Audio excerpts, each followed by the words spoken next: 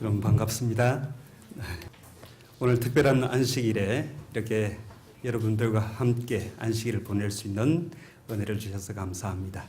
그리고 특별한 목적으로 이곳에 모이신 모든 분들에게 하늘의 귀한 은혜가 충만하시기를 간절히 바랍니다. 오늘은 채무자입니다라는 제목으로 같이 말씀을 나누려고 합니다. 우리 한국의 최고의 대학이라고 하는 서울대학교 2015년도 입학식에서 서울대학교의 김난도 교수님이라고 하는 분이 축사를 하시게 되셨습니다. 축사를 하시면서 이렇게 말씀을 하십니다. 당신이 여기 앉아 있기 위해 탈락시킨 누군가를 생각하십시오. 당신은 승리자가 아닙니다. 채무자입니다. 그리고 글을 조금 줄였어요.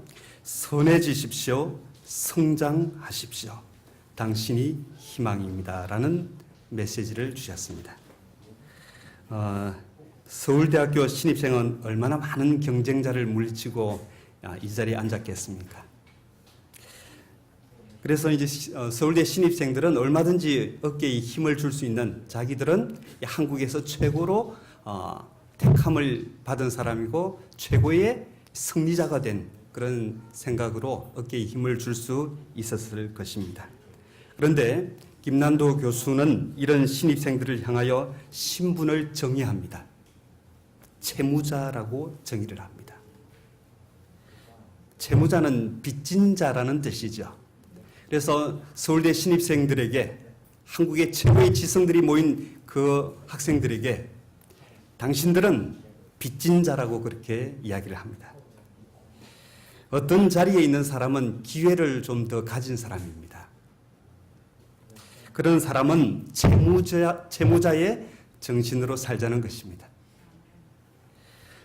그래서 선해지라고 공고하고 있습니다. 선해지라고 하는 것은 이렇게 기회를 가진 서울대생들이 정말 선한 정신으로 살아가야만 그들이 성장해 갈 수 있고, 그리고 이 시대의 희망이 될 수 있기 때문에 그렇게 권면을 하고 있습니다. 그래서 최고의 지성들이 모인 서울대 입학식에서 김난도 교수는 당신들이 선한 정신으로 성장하기 위해서 노력할 때에 이 시대의 희망이 될 수 있음을 그들에게 이야기하고 있습니다. 아주 옛날 어려운 시절 형제들 중에서 특출해서 대학에 간 아들은 그 집안을 책임질 뭘 가지고 있겠어요? 의무와 사명감을 가지고 있습니다. 그래서 이 아들은 혼자 잘 먹고 살기 위해서 대학을 간 것이 아니라 우리 집안을 일으켜야 된다는 의식을 가지고 대학에 갔습니다. 그런데 이 형제가 출세를 하고 난 뒤에 자기만 위해서 혹은 자기 가정만 위해서 산다면 그것은 가족을 배신하는 행위였습니다. 그렇지 않겠습니까? 하나님께서 사람을 부르시고 복을 주시는 데에도 목적이 있으시고, 먼저 하나님의 복음을 받은 사람들은 먼저 기회를 받은 사람들이기 때문에 이 사람들에게는 분명히 하나님께서 목적하신 사명이 있는 것입니다. 여러분들은 먼저 복음의 빛을 받으셨고, 특별히 이 자리에 모인 저와 여러분은 그 중에서도 건강기별의 빛을 받으면서 더 큰 사명을 가지게 된 사람들입니다. 하나님께서는 이 모든 사람들에게 하나님의 사명을 가진 자로서, 복을 가진 자로서 다른 사람에게 뭔가를 나눠주는 사람이 되기를 기대하셨습니다. 그래서 하나님께서 모든 사람들을 부르시고 그 사람에게 복을 주실 때에는 목적하신 것이 있었는데, 그것은 다른 사람을 위해서 살도록 하는 그런 삶을 계획하셨습니다. 아브라함을 부르실 때에 어떻게 부르시는지 한번 보겠습니다. 창세기 12장 1절에서 3절에 있는 말씀을 좀 보겠습니다. 창세기 12장 1절에서 3절에 있는 말씀입니다. 여기 있는 말씀을 읽어보면요. 여호와께서 아브라함에게 이르시되 너는 너의 본토 친척 아비집을 떠나 내가 내게 지시할 땅으로 가라. 내가 너로 큰 민족을 이루고 내게 복을 주어 내 이름을 창대케 하리니 너는 복의 근원이 될지라. 너를 축복하는 자에게는 내가 복을 내리고 너를 저주하는 자에게는 내가 저주하리니 땅의 모든 족속이 너를 인하여 복을 얻을 것이니라 하신지라. 여기 이제 창세기 12장 1절에서 3절에 있는 말씀을 보면은 아브라함에게 뭐가 되라고 명령을 하고 계시죠? 복의 근원이 되라고 명령을 하고 계십니다. 이 복의 근원이 되라라고 하는 이 말씀은 개정판에서 너는 복이 될지라라고 그렇게 번역이 되어 있습니다. 그래서 다른 말로 하면 복덩이가 되라는 말씀입니다. 우리 모든 사람들이 복덩이가 되기를 기대하는 심정으로 우리를 부르신다는 해석을 할 수 있습니다. 하나님께서 아브라함을 부르실 때에 아브라함이 복을 받아서 대단하게 사는 것을 목적하지 않으셨습니다. 아브라함이 영광스럽게 되는 것을 목적하지 않으셨습니다. 하나님께서 아브라함을 택하시고 부르실 때에는 아브라함을 통해서 만민에게 복을 주기 위해서 부르신 것입니다. 그래서 3절에 보면 땅의 모든 족속이 너를 인하여 복을 얻을 것이니라 라고 약속하고 계십니다. 아브라함이 하나님께 복 받고 그 복을 제대로 누리고 그것을 제대로 하나님께서 허락하신 대로 역할을 해 나갈 때에 아브라함은 분명히 땅의 모든 족속의 복의 근원이 되는 삶이 될 것입니다. 그러므로 여러분, 우리 모두가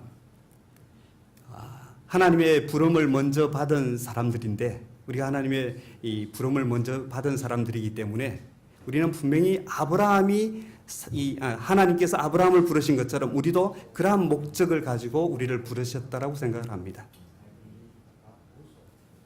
그러므로 우리는 아브라함이 복의 채무자가 되었던 것처럼 우리들도 복의 채무자로 부름을 받은 사람이라고 생각해 볼 수 있습니다.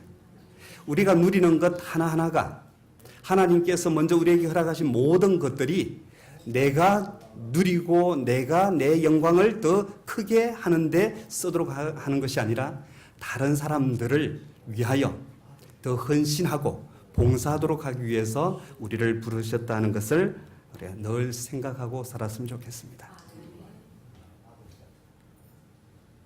하나님께서 아브라함을 부르실 때에 복의 근원이 되기를 기대하는 마음으로 부르신 것처럼 이스라엘 민족을 부르실 때에도 똑같은 목적을 가지고 부르셨습니다. 우리 출애굽기 19장 6절에 있는 말씀을 좀 보겠습니다. 출애굽기 19장 6절에 보면 너희가 내게 대하여 제사장 나라가 되며 거룩한 백성이 되리라.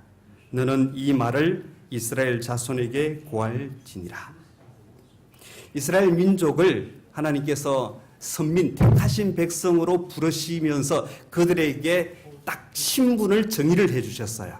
그것은 제사장 나라, 거룩한 백성이라고 하는 것이었습니다. 이 제사장은 어떤 역할을 하는 사람들입니까?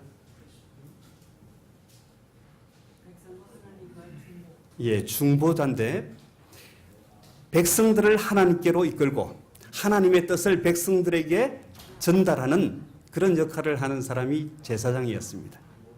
그렇다면 제사장 나라라고 하는 이 이스라엘 민족도 똑같은 역할을 부여받은 것입니다. 세상에 있는 모든 백성들을 하나님께로 이끌고 세상 모든 나라를 하나님께로 이끌고 하나님의 뜻을 세상 모든 나라에 전달하는 그런 역할을 하도록 하나님께서 이스라엘 백성들을 부르셨습니다. 그러므로 하나님께서 어떤 부름을 하실 때에는 모든 사람들에게 목적이 있는데 그것은 제사장 역할을 하기를 기대하시고 부르신다는 것입니다. 하나님께서 이스라엘 민족을 제사장 나라가 되기를 기대하시면서 부르셨는데 그 역할을 망각하고 자기에게 초점을 맞추는 생활을 하면서 이스라엘 민족은 형편없는 민족이 되고 말았습니다. 그래서 우리가 아시는 대로 이스라엘 민족은 선민에서 방랑하는 민족으로 전락하고 말았습니다. 그래서 2000년 동안 그들은 나라 없는 민족으로 정말로 많은 민족들에게 구박을 받고 그리고 또 많은 어려움을 받으면서 살 수밖에 없었습니다. 그리고 2000년 뒤에 그들이 나라를 세우긴 했지만은 어쨌든 그들은 참으로 험한 세월을 살 수밖에 없는 그런 민족이 되었습니다. 하나님께서 이스라엘 민족을 이 세상을 복음으로 물들기 위한 통로로 택하셨던 것처럼 이제는 이 세상을 복음으로 물들이기 위해서 또 다른 사람들을 택하시고 계십니다. 그게 바로 하나님의 백성이요 성도들입니다. 베드로전서 2장 9절에 있는 말씀 같이 한번 읽어볼까요? 자, 시작. 오직 너희는 택하신 족속이요 왕같은 제사장들이요 거룩한 나라요 그의 소유된 백성이니 이는 너희를 어두운 데서 불러내어 그의 기이한 빛에 들어가게 하신 자의 아름다운 덕을 선전하게 하려 하심이라. 여기서 말하는 너희는 누군가요? 너희는 지금 현재 이 글을 받는 사람들이겠죠. 좀 더 궁극적으로 들어가면 우리고 나입니다.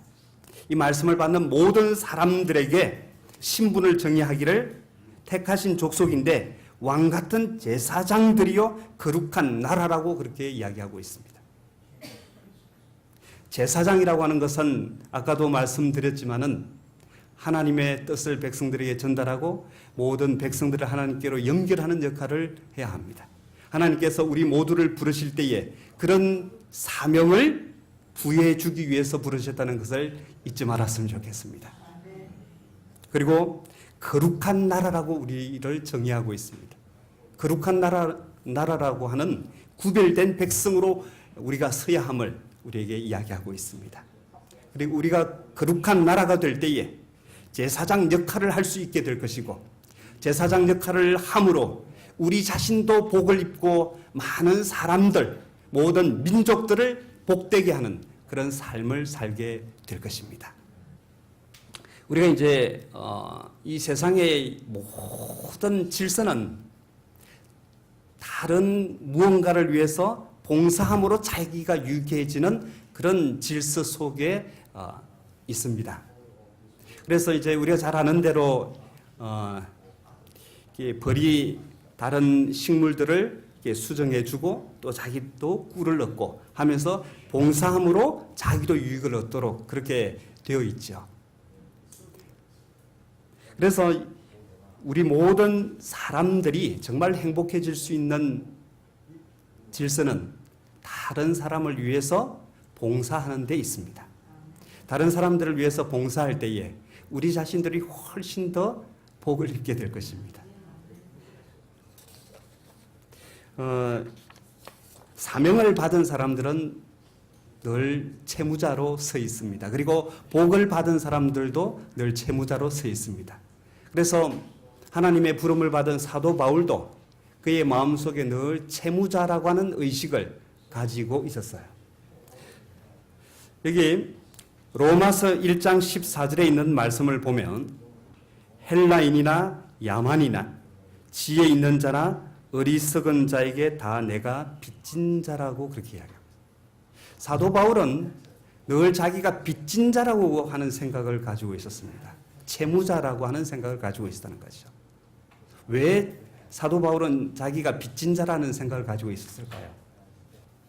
자, 사도행전 9장 15절에 있는 말씀을 보면 주께서 가라사대 가라 이 사람은 내 이름을 이방인과 임금들과 이스라엘 자손들 앞에 전하기 위하여 택한 나의 그릇이라고 이야기를 합니다. 그래서 사도 바울은 자기가 그 직분을 영광스럽게 여긴다고 생각을 하고 있었어요.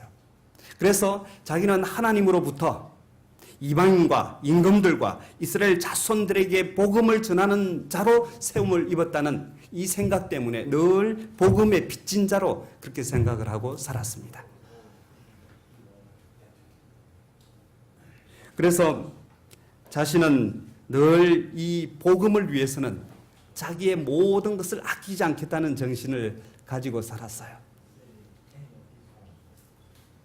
그런데 이런 정신을 가지고 살았던 바울이 행복했을까요? 불행했을까요? 우리가 이제 하나님을 섬기다 보면 여러 가지 고통 가운데 빠질 수도 있겠죠. 사도 바울은 매를 좀 많이 맞았나요? 많이 굶었나요? 가족들하고 좀 평안히 살 수 있는 복을 누렸나요? 그럼 많이 불행한 사람 아닐까요?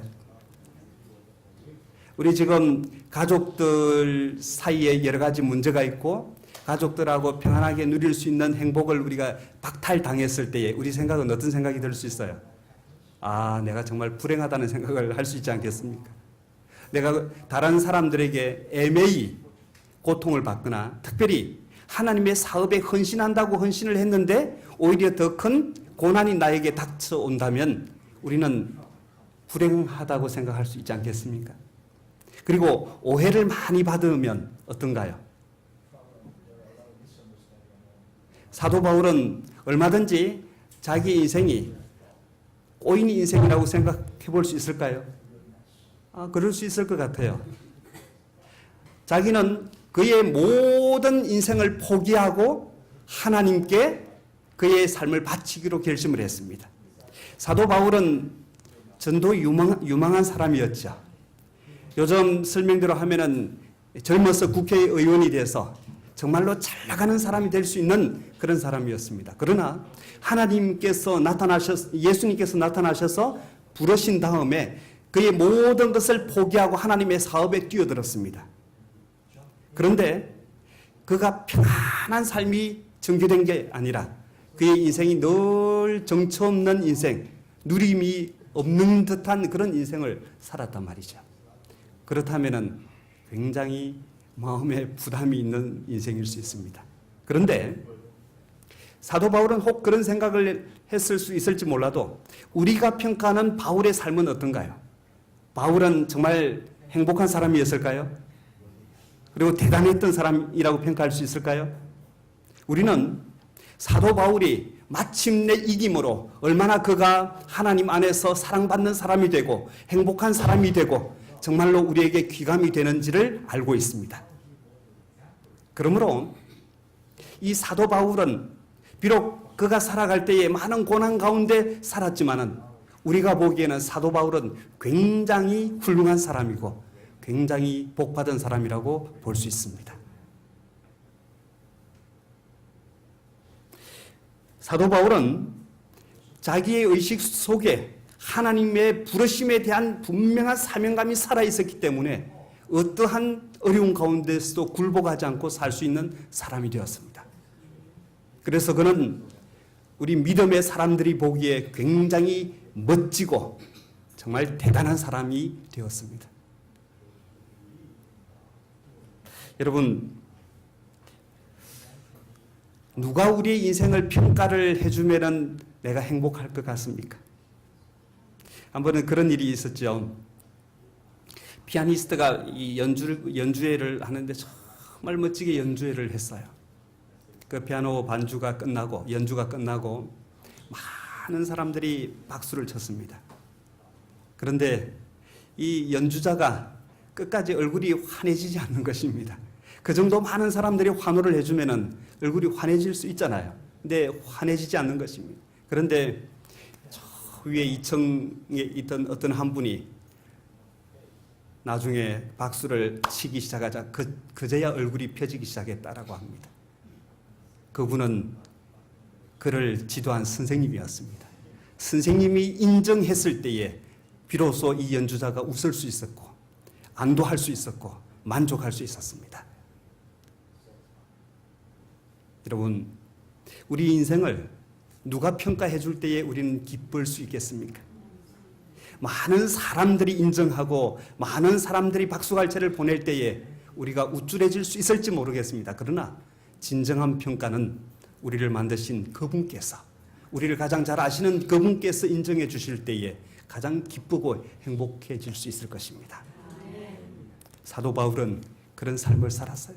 빚진 자라고 하는 의식이 그의 인생을 정말 값지게 만들어 갔습니다. 그리고 그런 인생을 산 사도 바울은 우리 모든 성도들을 어떻게 언급하고 있는지 확인할 수 있는데, 여기 로마서 8장 12절에 있는 말씀을 보겠습니다. 우리를 누구라고 지칭을 하고 있는지를 확인할 수 있는데, 우리 같이 한번 읽어볼까요? 자, 시작. 그러므로 형제들아, 우리가 빚진 자로 돼 육신에게 져서 육신대로 살 것이 아니니라. 그렇습니다. 우리도 빚진 자입니다.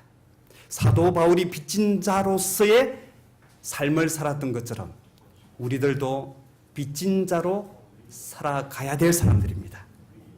하나님의 사명을 받은 모든 사람, 하나님의 부르심을 받은 모든 사람은 채무자입니다. 그러므로 하나님의 백성은 모두 채무자입니다. 여기에 있는 저와 우리 모두는 하나님 안에서 빚진 자로 선 사람들입니다.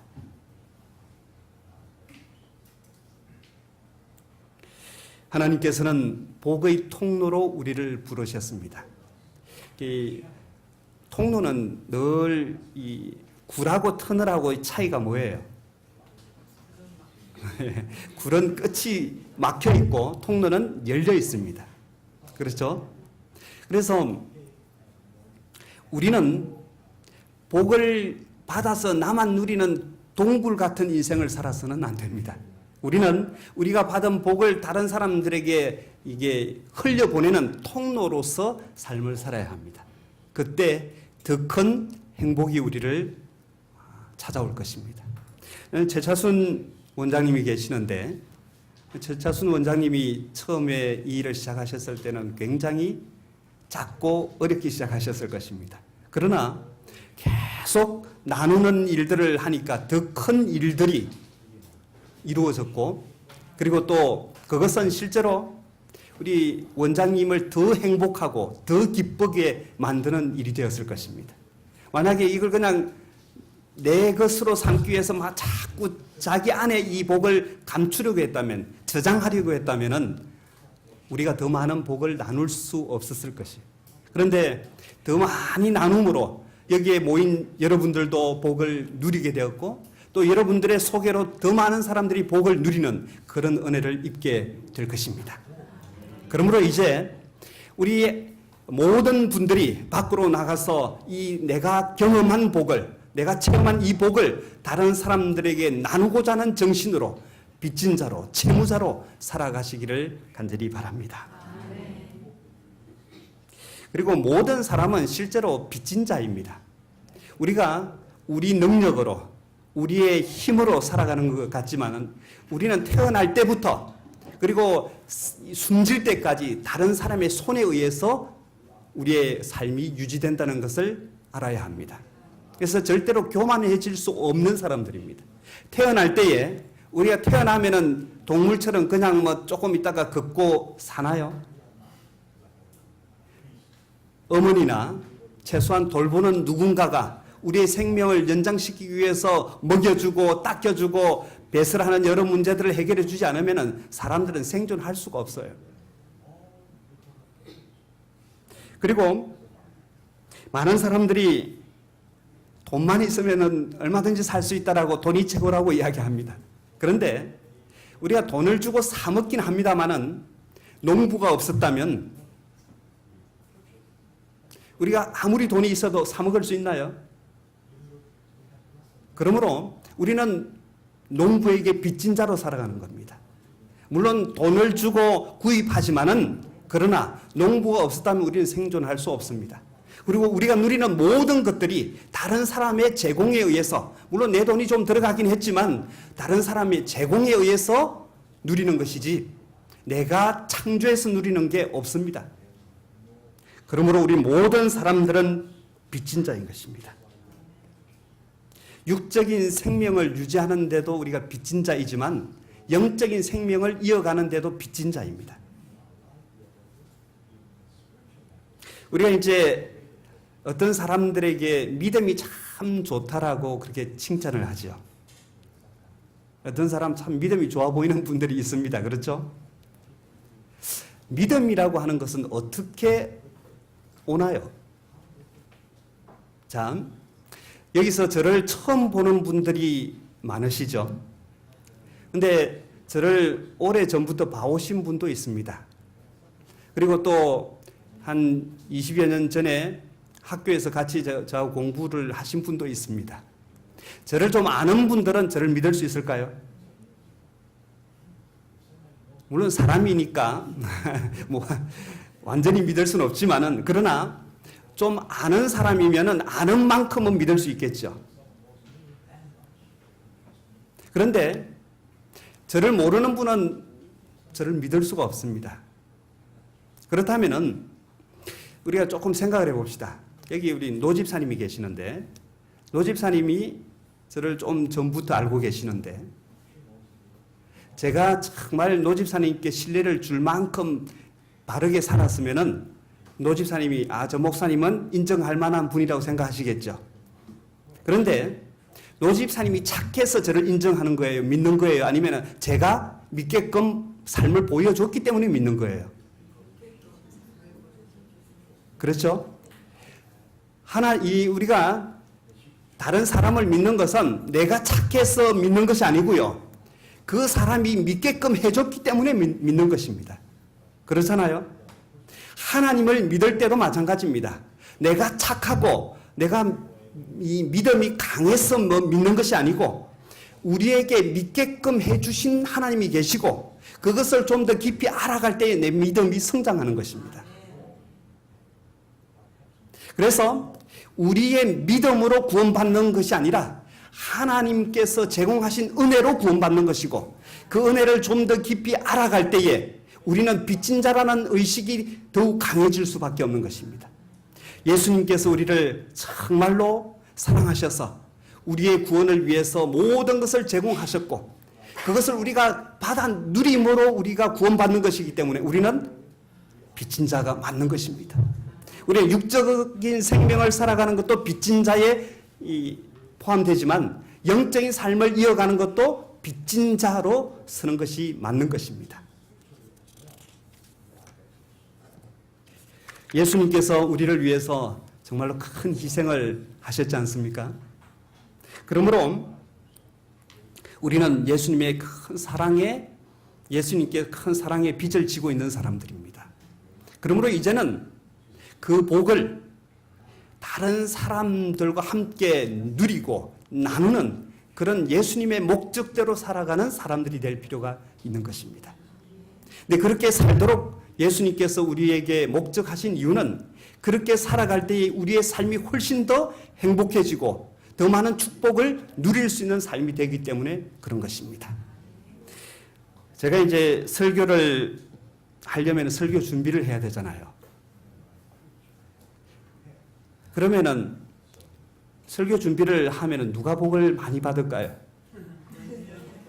본인이 복을 많이 받는 것입니다. 제가 설교 준비 안 했으면은 성경 말씀을 10번, 그러니까 이제 설교 준비하면서 10번 봤다면 설교 준비 안 하면은 한 번 볼까 말까 그랬을 가능성이 높습니다. 여러분들이 교과 공부를 할 때에도 교과 공부를 하면 가르칠 때에는 그 말씀을 좀 더 깊이 공부를 하는데 그렇지 않으면은 대충 한번 읽어가고 말 때가 많잖아요. 그리고 원장님도 이 일들을 하면서 하나님의 말씀을 좀 더 깊이 상고하는 일들을 하면 할수록 더 많은 것들이 깨달아지고 그래서 더 많은 유익을 끼칠 수 있도록 풍성해지게 되죠. 결국은 그 덕으로 여러분들이 더 복을 누리지만 실제로 복을 많이 누린 사람 누구예요? 원장님 것입니다.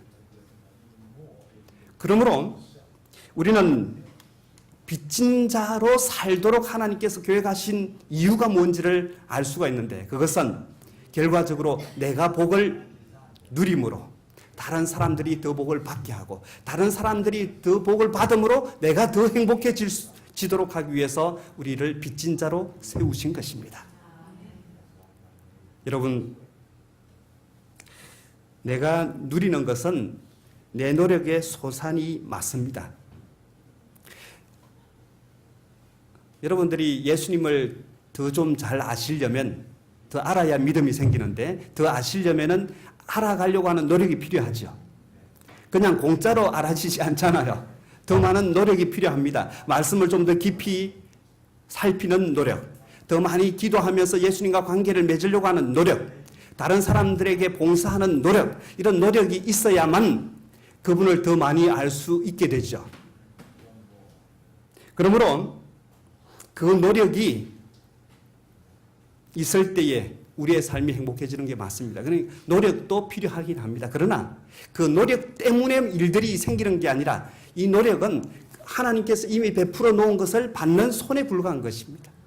그렇게 우리가 생각하기 때문에 우리가 하나님으로부터 받는 모든 복들은 하나님의 은혜라는 생각을 가지고 나의 노력들은 아무것도 아니라고 하는 생각을 늘 가지고 살아가시기를 바랍니다. 우리는 채무자의 정신으로 살아가게 되면 우리가 늘 겸손해질 수밖에 없어요. 내가 지금 누리는 것들이 다 다른 사람 덕이라고 생각하면 내가 교만해질 수 있습니까? 딱 겸손해질 수밖에 없어요. 겸손해지는 사람만큼 다른 사람들에게 인정받는 사람도 없습니다. 그러므로 우리가 빚진 자의 정신을 가지고 채무자의 정신을 가지고 이 세상을 살아가면은 하나님으로부터 인정을 받을 뿐만 아니라 많은 사람들로부터 인정과 존중을 받기 때문에 우리는 진정으로 가치 있는 존재가 될 수 있는 것입니다. 우리가 하나님께서 우리를 채무자로 부르셨다는 것을 늘 생각하시고 인생을 살아가심으로 정말로 우리의 인생이 하나님께 인정받는 인생, 그러므로 우리가 더 가치 있어지고 다른 사람들에게 덕을 끼치는 그런 인생이 되기를 바랍니다. 우리 인간의 마음속에는 늘 덕 보려고 하는 의식이 있어요. 결혼할 때에 한번 생각을 해보십시오. 우리 어떤 남편을 선택할 때에 왜 이 남편을 선택하나요?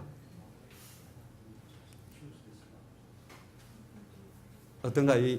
이 총각을 선택해서 내가 결혼을 하면은 최소한 굶어 죽진 않겠다 싶은 생각이 들고, 그 다음에 이 총각을 남편으로 선택하면 내 인생이 그래도 좀 더 낫겠다 싶은 생각이, 물론 뭐 그렇지 않고 할 수 없이 결혼을 하도 하라고 밀어서서 하는 분들도 있겠지만 어쨌든 이게 서로 마음이 통해서 할 때에는 내가 선택해서 이 사람을 택하면 내 인생이 좀 덕을 보겠다는 생각으로 보통 선택을 하죠. 그렇지 않습니까? 네, 여러분, 우리는 늘 복을 혹은 덕을 받기 위해서 선택을 하는 경우가 많은데 이제는 역으로 다른 사람에게 덕을 주기 위해서 선택하는 사람들이 한번 돼 보시길 바랍니다. 복을 주기 위해서 선택하는 사람들이 돼 보시기 바랍니다. 우리 결혼은 덕 보기 위해서 결혼했다 할지라도 결혼 생활 할 때는 덕 주기 위해서 생활하면 싸움이 좀 있을까요? 부부 싸움의 90% 이상이 해결되지 않을까 싶습니다. 내 쪽으로 끌어들이는 것이 아니고 그분 쪽으로 내가 맞춰주는 쪽으로 우리의 삶을 살아가면은 문제가 생길 가능성이 굉장히 줄어들 것입니다. 그러므로 정말로 우리의 마음속에 빚진 자라고 하는 생각을 가지고 내가 이 사람에게도 빚을 졌다는 생각을 가지고 살아간다면 내 주변에 내 옆에 있는 바로 옆에 있는 사람에게 빚진 자라는 의식을 가지고 그 사람에게 덕을 주기 위해서 복을 나누기 위해서 살아간다면 우리의 모든 주변이 행복해지리라 믿습니다. 우리 모두가 채무자의 정신으로 살아서 우리 모두도 행복해지고 나도 궁극적으로는 참으로 행복해지는 그런 삶을 살게 되기를 바라면서 말씀을 마치겠습니다.